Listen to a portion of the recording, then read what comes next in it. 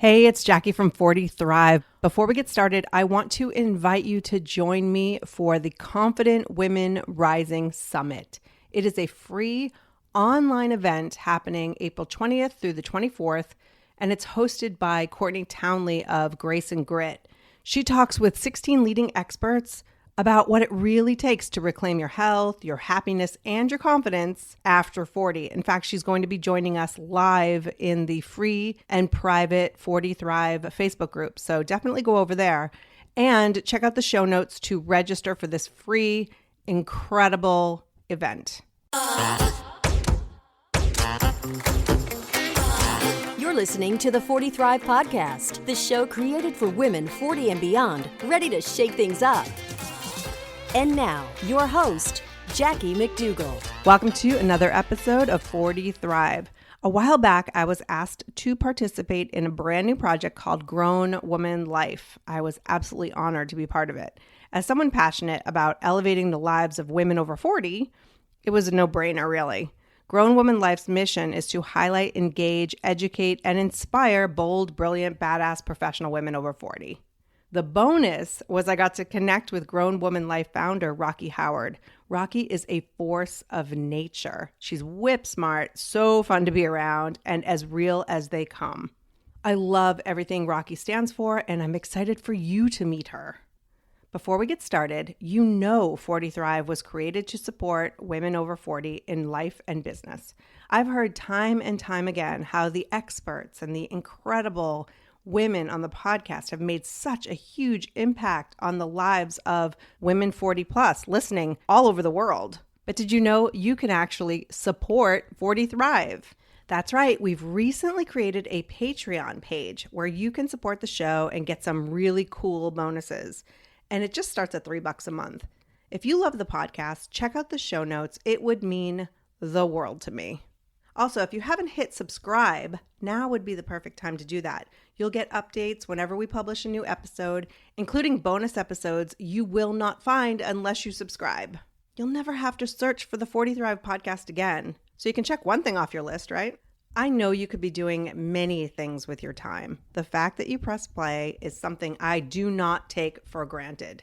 This show was created for you and will continue to evolve and grow in many ways, always with you in mind. All right, you've waited long enough. Here's my chat with Rocki Howard. Rocki, welcome to 40 Thrive. Hey, Jackie, I'm so excited to be here. You know 40 Thrive is my jam, and you are one of my favorite people, so I'm so excited to be here. Well, it feels like a reunion because I was lucky enough to be one of the first guests on your podcast, Grown Woman Life. So before we get into all of the great stuff, what is a grown woman? What is a grown woman life? What does it look like? Well, I believe, and seriously, we tagged this, but there are certain core principles behind it. And I think it's very reflective of who I think grown women are. And one is I think grown women are bold. I think they're brilliant. And I think they're badass, right? They have lived enough life to know who they are, and they're not afraid to walk in it, right? And I think we have 5 core big principles, right?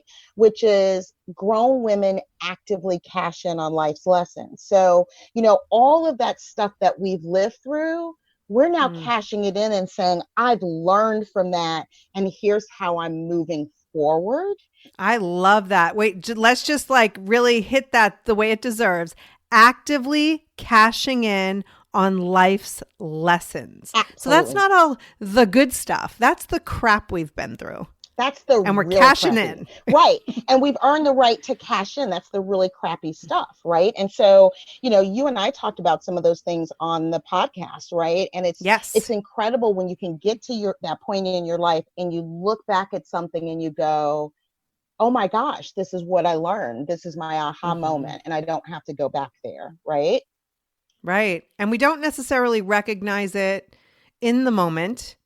But I think as grown women, we are starting to recognize it soon after the moment. It doesn't take us dozens of years like it used to. Now we're sort of like closer to the moment when we realize that there are lessons to be learned. Absolutely. And I think sometimes you're even in it and you're able to say, boy, this situation is kicking my tail, but I know that I will get to the other side of it. And I know I'll learn something and I will be okay. Right? Yes. Yeah. Yes. Yeah. I love that. So what's another core component? Grown women live life from the inside out, right? So I know that when I was younger, it was my view of self had everything to do with my external view of self. You know, what does my hair look like? How much do I weigh? How much do, you know, what do I look like? What do people think about me? I don't want to upset anybody. You know, it's all that kind of stuff. Right. Yes. And look, I am not going to lie and say I don't still care about those things, but I'm very clear that they don't still define me. And I think grown women start to look from the inside out and they start to live from the inside out and they start to become more comfortable with that. Like, don't you think so? I absolutely think so. And, you know, somebody will refer to that as like giving 0 Fs, but it's not that you don't give them anymore. It's just that they're not dictated by what other people think. Absolutely. In some ways, we care more about what's important and we care less about what's not important. And you know what? That's a perfect lead in to the next principle, which is awesome. Grown women dominate their brands, right? So it's not that we don't care about what people think. It's that we're making conscious choices about how we're going to move in the world, how we're going to be received in the world. And we're also okay that everybody's not going to like our special brand of crazy, right? Yes. And you and I have talked about this. Like, that's one of the things I say to anyone who'll listen, that you are not for everyone. And so the more authentic you are to yourself and for yourself, you will care less that you're not for other people. Absolutely. And don't you find that you have more energy, that energy you used to put into, oh my God, that person doesn't like me. Oh my God, what did I do wrong? Oh my gosh, like, what did I do? Like, all that energy that you used to put into doing that, you now refocus into saying, I'm going to put that energy into the people who like my brand of crazy and have complementary crazy and focus on who I am versus like the people who don't like me. Because there's always going to be people who don't like you. Right, right. Complementary crazy. That is my new favorite term. Telling you, because you know, there's people that were the same brand of crazy and you just, you know, and then there's people who, you know what, you're not the same brand of crazy as I am, but we are complementary crazy and it really works, kind of like yin and yang, right? So yes, I believe in crazy and I believe in honoring and respecting other people's crazy, but some of it is not the same as mine and some of it doesn't complement mine, and that's okay. Right? Yeah. Right. So what's the next one? Share. This is so great. We've got 2 more, right? And one is the one that I think I'm not sure we spend enough time focused on, right? And that's that grown women create an impactful and joy-filled life. I think a lot of times as grown women, we are so focused on the impact. I think we're at that place where we want to have impact, but I'm not sure that we take enough time to just focus on the joy in life. So, you know, yes. if your followers, if people are in the 40 Thrive community and if people follow you personally on Facebook, you know, they will see that you have been sharing these posts about baby birds, right? And they're so cute. But what that says more about is that you have the ability to stop and find joy, just pure joy in something as simple as baby birds. And I often am afraid that as grown women, we're so focused on impact that we forget about the joy piece. That's so interesting. And you're right. And I'll tell you right now, I mean, you know this because you're following, but 2 baby hummingbirds that I was taking a conference call in my husband's car in the driveway. And I noticed this hummingbird, which by the way, like is absolutely my spirit animal. And I noticed this hummingbird like very intentionally going from one area to the next, And so I'm looking and I go, oh my gosh, that's a little tiny nest. And she was going over, getting the nectar and bringing it over to the baby birds. And then you'd see them put their little beaks up and she would feed them. And I was like, oh my gosh. And I'm still taking this call and I'm trying not to interrupt it. But I'm so fascinated because I had never in my life, I'm almost 49 years old. I had never seen baby hummingbirds in a nest in my entire life. And maybe at 39, I would have gone, oh, that's kind of cute. But at 49, I'm like, this is amazing. I go out and I talk to them like multiple times a day. And I take pictures and I put them on Facebook. And are they getting hundreds of likes? No. But you know what? Maybe there's somebody who's just like, oh, I feel joyful looking at those baby birds. Like, and we're in a crazy time in the world. So why not find joy in those simple things? So thank you for saying that, because I don't know, I'm more committed to that now than ever. Like, impact is awesome and necessary, but I think you make an impact by living a joy-filled life. Would you agree with that? I absolutely agree with that. And I would argue that, if you're having a life with impact, that's great. But if there's no joy, then what's the real purpose? Like, I think we all work so hard that you have to stop and live life, and you have to stop and get some joy, right? And, I will tell you, I have found a great deal of joy in the baby birds, because I just think it's that small thing. I am a believer in just stopping and finding the smallest moments. And I'll tell you, one of the things that's really helped me about joy is at the beginning of the year, I have started a new prayer and meditation routine. And part of that prayer and meditation routine includes me, the last thing I do before I go to bed is just to note the 5 things that I'm most grateful for that day, right? And they are the smallest things that actually, like, when I started looking back on them, they're the smallest things that bring me joy. A hug from my son, my daughter and I being silly together, my husband, just, God love him, putting up with again, my crazy, or just, hugging. It's never these big things like, to your point, I got 1 million followers, I did this. It's all those things. It's the dogs that when I walk in the door, greet me and love me unconditionally. And no matter how much of a crappy day I have, I hit that door and these 2 beasts attack me, and like nothing is wrong in the world in that moment. Right. And so it's when I find the things that I am most grateful for, I'm sometimes just grateful for the ability to say a prayer and be still long enough. They're things that really just bring joy, right? Pure joy. And I think we need to stay still enough to recognize those moments. Yeah, I love that so much. And what would number 5 be? So 5 is grown women define success by their own terms, right? And we talked about this, and I think over time, your definition of success evolves. And I will tell you, we have had some incredible interviews on the podcast. There's 25 episodes up. I can't believe that. I don't even know how you pulled all that off, because you just hit the ground running. Well, that's kind of me. I am a hit the ground running.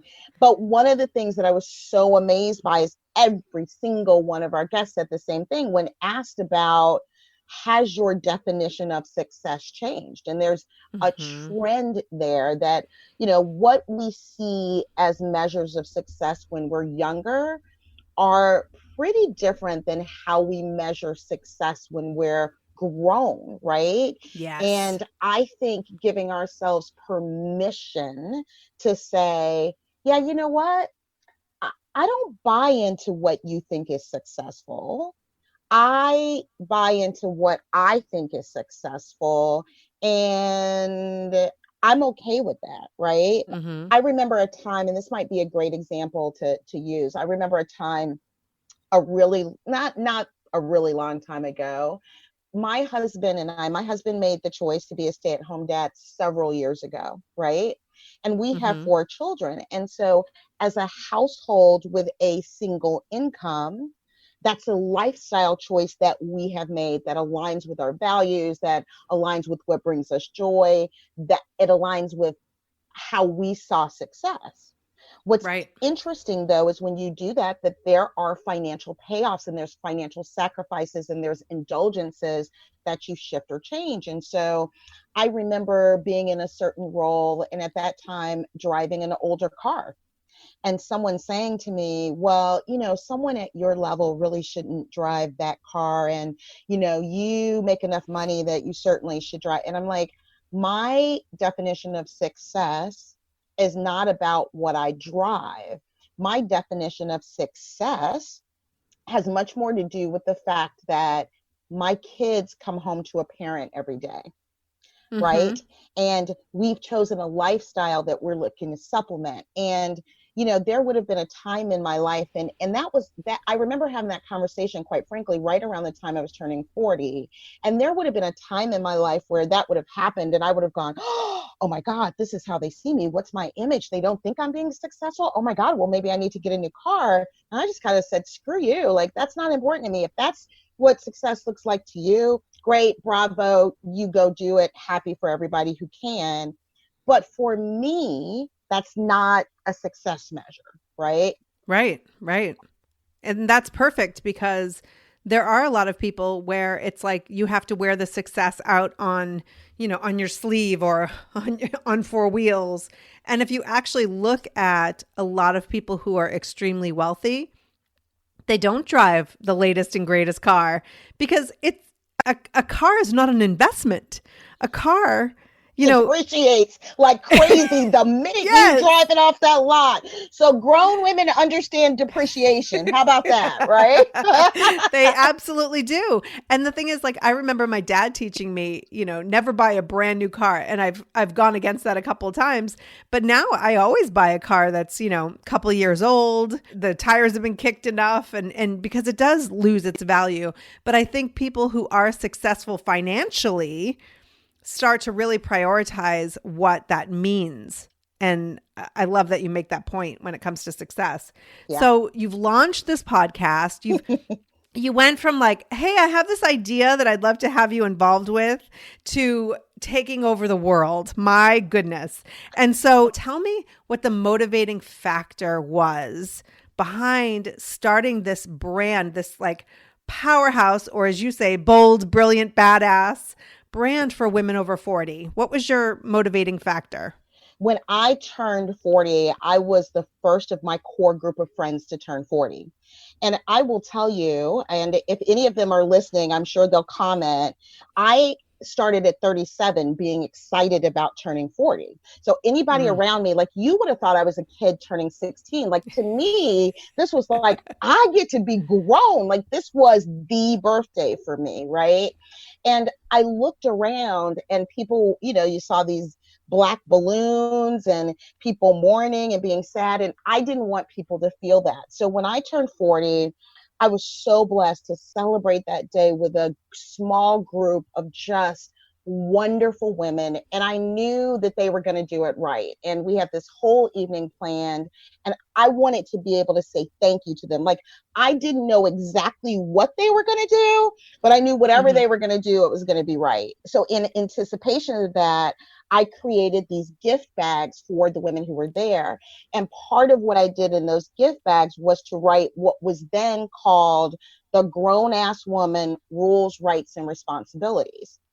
And it was this set of, here's what it is. Grown women, it was a version of this, and it is a version of what you will see on the website if you go to Grown Woman Life. And over the years, like, with that group of women at the time, that became part of our language. Well, that's how a GAW rolls, or that's how a grown ass woman rolls, or that's what grown women do. And then unfortunately, I moved and lost a bit of cadence with those women. And some of them are still very much in my life and and they're all still important to me. But what I would find, and for the audience, that was when I'm 40, I'm currently 51. What I found is over the years, when someone would say they're turning 40 or, they were struggling, I'd be like, oh, let me send you this. And so I think at times, God, the universe, whatever you believe in, puts a vision in your heart, something that you are meant to bring to life. And I think certainly as I've come into my 50s, I'm very frustrated because I look around and I'm like, where do I find the women who are in my tribe? Where do I find the women who are bold, brilliant, badass, who are not slowing down in their careers, who are looking to start a new season, a new adventure, whatever that adventure may be, and who are really embracing being at this age, because it certainly is a gift. And as I looked around, and that's honestly how I found the 40 Thrive community, because I'm like, who is doing this and who's doing it well? And then, is there a sliver for this? So the seed started honestly 11 years ago. Wow. And sat there and were planted and germinated. And then at the end of last year, I just went, it's time to do something with this. And so to your point, I'm so glad you recognize it's so much more than the podcast. It's going to be a whole brand of services that support women like us, who Right. want to be 40 Thrive, right? Like it's for that lifestyle. Yeah. And I love it because, I mean, first of all, you have such a strong way of showing up in the world. Your attitude and your energy is infectious. I'm sure I'm not the first person to tell you this, but when you are showing up and talking about how you feel and your passion for all things being bold and brilliant, badass over 40, you cannot help but bring people along with you. We're in a time, I believe, where it's less about what we're telling people and more about what we're showing people. And I think you are the epitome of someone who is showing people how to live a grown woman life. Well, thank you. That means so much to me. And, especially coming from you, because I see that same energy in you. And I think that's exactly what it's about. I want to showcase women. I'm not a unique, right? I do think that I have a role in this. And then I've been given a set of skills so that I can facilitate bringing other people to life. But I want to be that person who highlights, all of these bold, brilliant, badass women. And I want you to be inspired, and I want you to see other people like you. And I want us to come together, and I want us to support each other and create community and create resources to keep us in that way, right? Because I think you are the sum total of the people around you. And if you don't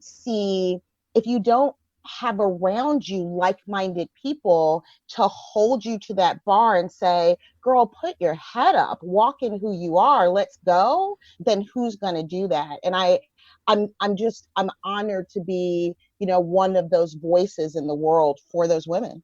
Well, you absolutely are. And I think with your skills and your experience in staffing, in understanding the needs of not just employers, but the needs of the world, and then how to teach people who are looking to fill in the gaps how to best show up. It's like you've been training for this for your whole life. You know what? It's really odd that you say that. So one of my guests on the podcast said that you really kind of asked me questions and brought things out in me. And I was like, do you understand? I've spent my whole life being a recruiter, right? Like obviously I'm in senior leadership and I don't actually spend as much time interviewing now, but I've literally spent my whole life assessing people, right? And getting to know people. I would easily say I've interviewed thousands of people, and over time you get to see common drivers, but you also get to see common needs. And I think when we can get to the point in our community where I can start to be a voice for the common needs of women and women over 40 and women who are bold, brilliant, and badass and need a place to recognize that and connect them to opportunities that allow them to be that, then I've really accomplished something. So I think inspiration is certainly a big part of it. Education is a big part of it. And engagement is a big part of the goal too. I love it. So I want to dig a little deeper into your experience. So knowing that you were launching this and coming at it with all of your badass experience and your amazing personality. What have you learned? What have you come up against that you're like, I didn't see that coming? So what's really interesting about this is I am a workaholic. I'm not proud of that, guys. And so maybe between all of us, we can start like Workaholics Anonymous, because I don't necessarily think that that's a good thing. I don't say that with a sense of pride. I say it with a sense of fact. And so I started really obviously planning this late last year, and the launch and et cetera. And so two things happened. And I think there's two lessons to be learned here that are top of mind. Not too long after I decided to do this and started planning and starting engaging people, et cetera, in my day job, I took a pretty significant promotion. At the same time. Exactly. You guys may be saying, okay, Rocki Howard, how is this a bad thing? Well, guys, I'm a senior leader and run the U.S. region of a global RPO company, a recruitment process outsourcing company. And I say that to give context because my day job is not an 8-to-5 gig, right? Yeah. And so my normal way of doing things would have been to throw everything I had into my day job, right? Right. Because working hard is one of the things I do. But and it's paying the bills. It's paying the bills. And quite frankly, I don't half-ass do anything, right? And so the way that I would have compensated, okay, I'm in this new role, would have been just to throw all of my time into it. But what happened is I had already committed to this, right? Mm-hmm. And so the biggest lesson that I had to learn was, one, to set some boundaries, right? And to make space for something that was important to me and what I believed was important to the world. I had to cash in on my previous life lessons to learn how to balance things out. And that's been tough. It was an adjustment because then the tools that I use in my toolkit to be successful at both of these things had to shift and change. So that's been the tough lesson, and making sure that adjustment is gone, or I made it through that adjustment. There hasn't been a lot of sleep, as you can imagine. So there's no time for that. Right, there's no time for sleep. I think on the positive thing, the lesson that I really, really learned is the power of reaching out to people and just asking. I was very surprised when I sat down. I had a core list of who I wanted in as my number ones for all of this first set of interviews, right? Mm-hmm. And then I had backups because in my world, you don't always get your first choice. So I had this list of first choice, and then I had a backup, and then it's me, Jackie. So I had another backup. And, literally, I should show you the spreadsheet. It's pretty insane. And what I learned, and I was so pleasantly surprised about, is with one exception, all of my first choices said yes. And in certain cases, they were people like you and I who hadn't had a long-standing relationship and took a risk and said, yes, I appreciate what you're doing. I will commit my time. In one case, it was someone I literally had not really spoken to in 8 years. And we picked up like we had just talked yesterday. So I think, guys, first of all, being willing to put yourself out there and ask for help and support. And two, owning your brand, because you never know when you'll come back and want to interact with someone. And so you want to leave your mark with people in a way that they are willing to engage with you if and when you come back around to them. Absolutely. I recently did a little meme on my business page on Facebook, and because people have asked me multiple times, how do you get such incredible guests on your podcast? And I said, well, I ask them. I mean, it's that simple, because when somebody feels like what you're doing is aligned with where they are and where they want to go, the answer is yes. Also, people want to connect now more than ever. And so when you have something to offer them in terms of connection, and it's not just like an interview, I try not to interview my guests because I think a conversation is much more, I've got a couple little notes and then I just see where it goes. And like what we're talking about today is nothing that I had written down because it's much more interesting when you're willing to just see what's in front of you. Yeah. Right. Yeah. But people, whether it's if you're a podcaster and you're listening or you're doing something else and you're just so afraid to get started, just ask people. Yeah. Right. Yeah. You asked me, I said yes. I asked you, you said yes. It's just that simple. And so it's like, guys, and guess what? Some people are going to say no, but every no gets you closer to the yes. You can't get to the yes without going through the no. So like, get started. And I think the other thing that my husband and I have been talking about a lot, and this comes from my work life. So in my work life, our company has a value of being proud, right? And I thought that that's always really, really been interesting. And so in my work life, we actually used to have a goal where we wanted 100% of our employees to be proud to work for our company. And I got to tell you, that made me proud to go work for this company, that their employees' pride in them meant that much. But what I will tell you is over time, for the people who work with me, what we have talked about is proud is not perfect, right? And there's a difference between proud and perfect. And I always use this example. Oh, yeah. My husband and I have been together over 30 years, right? Wow. There are some days, and girls, let's be honest, there are some days when your spouses, you don't like each other. And my husband is a saint for putting up with me. I am sure there are several days where he just does not like me. There's never a day that he doesn't love me. And there's never a day that he's not proud to be my husband, and vice versa. Proud does not mean perfect. And I think a lot of times when we go to put something out in the world, we're waiting for it to be perfect.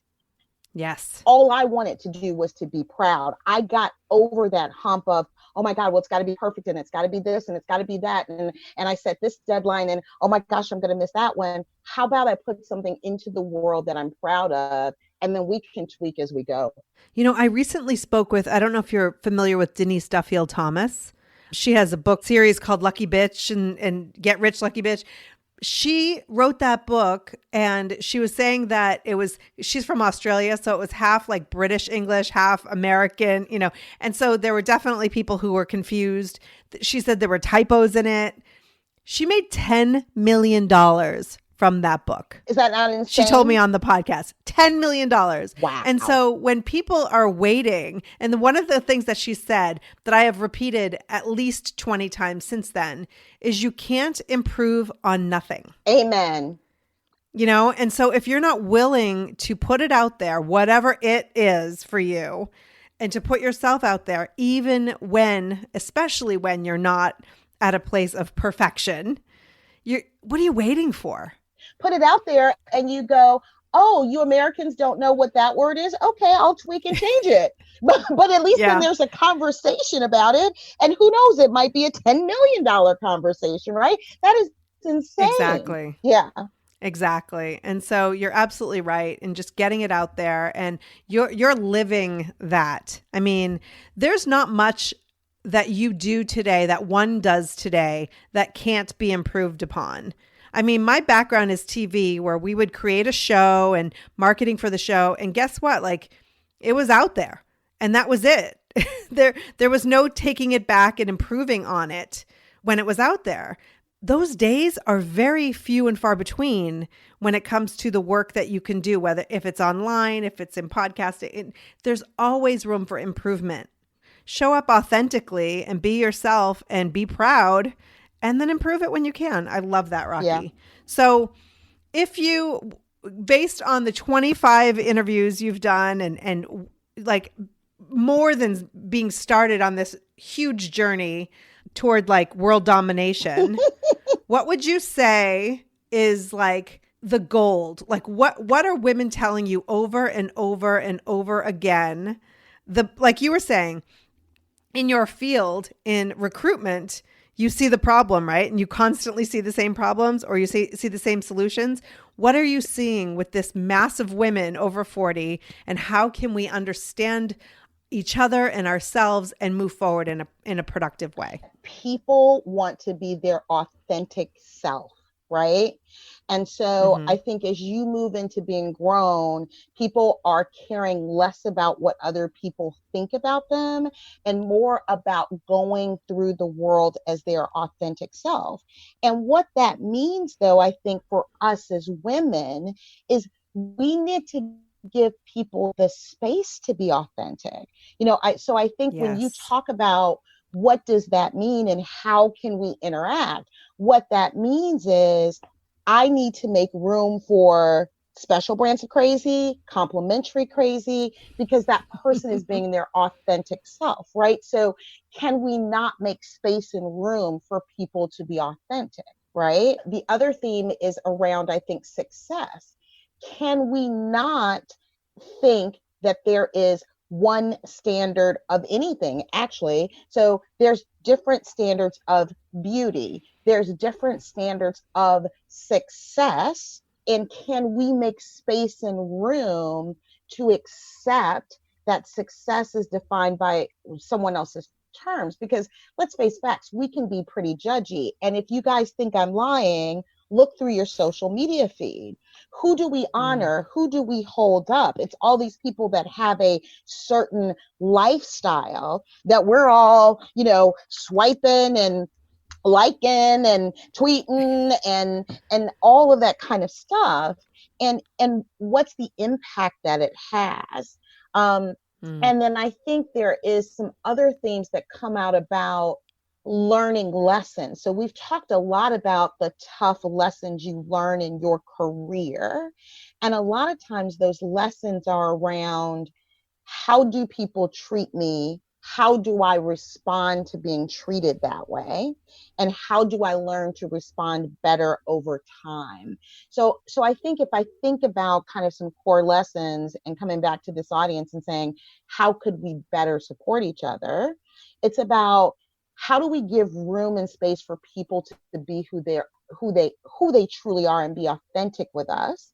Because sometimes people are forced to put on a mask because we're so unaccepting. How Mm-hmm. do we define success? How do we not do things like, oh yeah, well, she's got on that dress, so I'm not sure she can come sit by me. And, did you, how do we not do that to each other? And how do we kind of embrace success by our own terms and not judge somebody else by our definition of a success? So how do we make room to come together, leverage all of our life lessons together, go back out to the world as a collective, and actually practice what we preach, and give space to really support each other? I love that because, we do that. We think this is how I would go through this situation. And so then we judge people for not taking the same steps in their journey.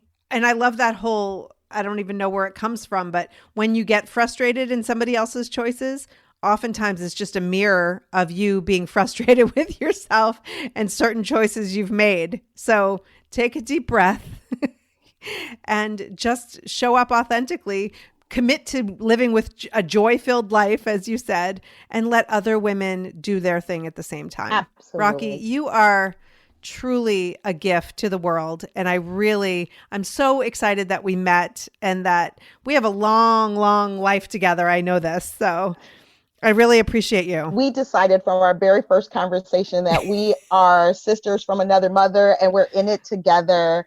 And I just have to thank Absolutely. you for, paving the way. I have to thank you for giving space for people to be 40 Thrive. I have to thank you for, creating a community where people do get to show up.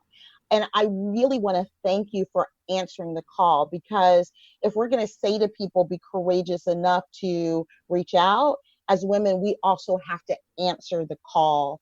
Thank you for Right. answering my call. Oh, thank you. I really appreciate it. And if you haven't yet go on over to grownwomanlife.com. Everything is there. And your podcast is on all the podcast platforms so they can subscribe and rate and review and all of those great things. Absolutely. And the very first episode is the one with yours truly. Woo, woo! Yay, woo, woo. And so there's the first intro, but the first real episode, the first 2 episodes are Jackie's. Guys, the energy is off the chain. If you like just a little bit of what you heard today, go hear me be quiet and Jackie talk and share her brilliance with us. And, I certainly, as we start to close up, want to just say to women, please go live boldly. Don't hide in a corner. Showcase your brilliance. Don't be afraid to do that. And go be a badass, women. Go do it. Yes. There is no better time than right now. I mean, it's proven. Like the work and the impact and the joy that women over 40 are creating right now is off the charts. It's amazing. And so I just appreciate having you, my sister in arms, to like lead the blaze a trail here, because I think if we continue to show up even when it's really uncomfortable, and it gets uncomfortable sometimes when you're like, is this thing on? And does anyone really want to see my face in a live video? And all those questions that people think they're the only ones who think that. I'll confess, I assume you are the same way, Rocki, right? Abso-freaking-lutely. Guys, look, let me just tell you, I had no idea what I was doing when I started this thing. Didn't know if I was going to do it right. Had no idea. But you know what? Can I say one other thing that I think is worth calling out? Because you just said to everybody, like, we're sisters in arms. And so I think this is another thing that grown women have to get to. I think for so long, and it could have been because there was scarcity and opportunities, women would think that there couldn't be 2 of us in the same place. And so I think it would pit us in places of competition instead of places of collaboration. And I want you to take away from Jackie and I, our markets are the same, right? And we don't see each other as competition. What we say is, we're going to do this together. Let's share and support each other because we have a common goal. And I think if women did more of that, instead of going, oh, well, you're doing the same. Oh, Jack. Oh, well, she's got that 40 Thrive and I got grown. We can't talk to each other, or we can't support each other. Why don't we get over that? And why don't we just support each other and the goal? And so much will grow and change. If we could get out of that scarcity, competitive mindset that some of us still have and move towards one of collaboration, like, what more could we accomplish? Amen. And you are absolutely right, because there are millions and millions of women over 40. And not to go into more memes that I've put out, but I think that like the best way to get rid of competition is to collaborate. Absolutely. Because we're stronger together. And honestly, if one woman listens to the 2 of us together on this podcast, on your podcast, and says, I'm willing and ready to take a step forward into the life I want, then we've both won. Absolutely. So thank you so much. I adore you. I'm really grateful for you.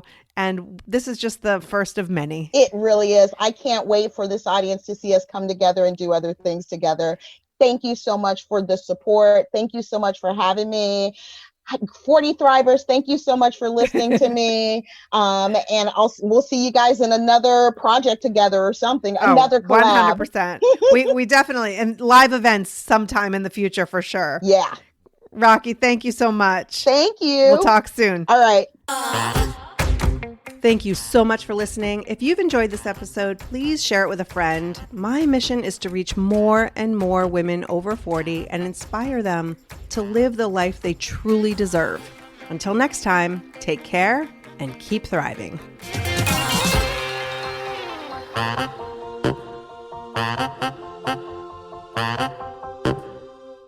Spring has sprung, and with the change of seasons, sometimes comes an increase in vitality. If you're feeling in the mood for a little more personal time, may I suggest Coconut.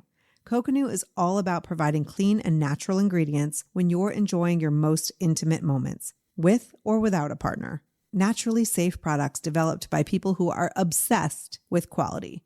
Get 15% off with promo code GROWNASS at grownasswoman.guide/Kokanu. That's 15% off with promo code GROWNASS at grownasswoman.guide/Kokanu.